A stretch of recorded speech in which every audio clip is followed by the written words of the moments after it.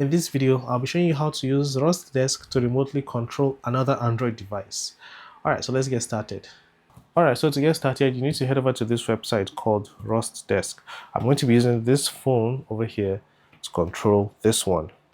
So I already have the app installed here, but I'm going to show you how to install it on a phone that doesn't have the app.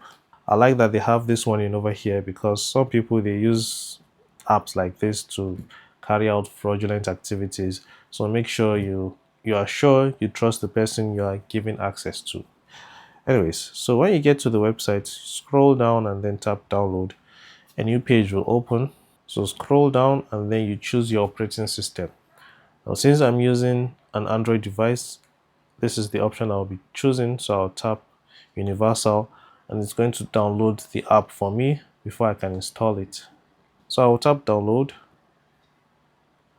and then wait for the file to get downloaded to my phone. After downloading, all I have to do is just tap it to install it. After installing it, I'll open it. Okay, so I'm going to open it over here as well. And now we can get started. So as I said, I want to use this phone to control this one. And to do that, first I'll tap share screen. So if you just want everything to work smoothly, I would recommend you allow everything here. So I'll tap this. I've already let you know that some people may use this app for fraudulent activities. So just be sure you are giving access to your device to someone you trust. If it's someone from the bank, please just end the call. Don't do anything with the person. If you have issues with your bank, go to the bank. Anyways, I'll tap don't show again and then tap I agree and I'll allow this. So if this shows up, just look for the app. So this is the app over here. I'll tap it and then I'll tap enable and then go back.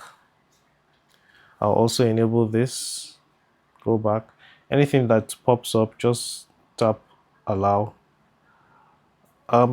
For now, I'm going to cancel so that I can enable all these features. So I'll enable input control so that other devices can control mine. And if this shows up, tap open system setting. Now, if I tap on this, you'll see it says app was denied access. I've made a video showing how to fix this. Now, if I go back, you'll see that the option has been unlocked and I can allow it from here. Okay, so I can also allow these ones as well. And that's it. Now I can tap here and then tap OK. And I would recommend you switch this to entire screen and then tap start. So now it has provided an ID and a password. I don't know if you can change your ID, but I know you can change the password. So keep that in mind. If someone has your ID, the best way to change it is by uninstalling the app completely and reinstalling it so that your ID will change. So on the other device, I'm going to enter the ID. And if I tap here, it's going to ask me to enter the password. Okay, I didn't enter the ID correctly. Alright, so after entering the ID, I'll tap here. And now it's going to ask me to enter the password. Now on this device, it is telling me that another device is trying to access this one. And if I want, I can just tap accept so that I won't have to enter the password. But I won't do that. I'll tap close so that I'll enter the password manually. I can tap remember password so I won't have to enter it next time. And then I'll tap OK. Now you can see that this screen is being displayed here. And from here, I can actually control this one. So see, it is being controlled. And you have this button here. This one acts as your back button. This is the home button. And this is your recent apps button. So you can tap on this arrow down here to get rid of this bar. And if you wish to keep the bar, you can just pinch to zoom out a bit. And you can also change this. And that's it. So now I can start controlling this other device.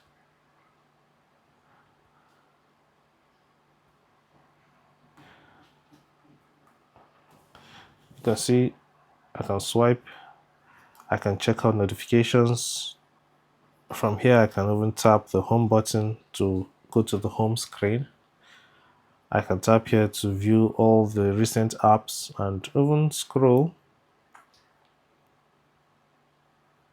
And I can do basically anything from here to control this phone. So I can check out notifications, I can check settings, and you get the idea. So that's how it works. And when I'm done, I can tap on this X button here to close the connection.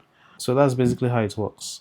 Now, as you can see, the password has changed after I got done with my session here, and that's how it's going to happen each time I connect and I get done with the session. So I'm going to close this so that nobody will be able to remotely connect to my Android device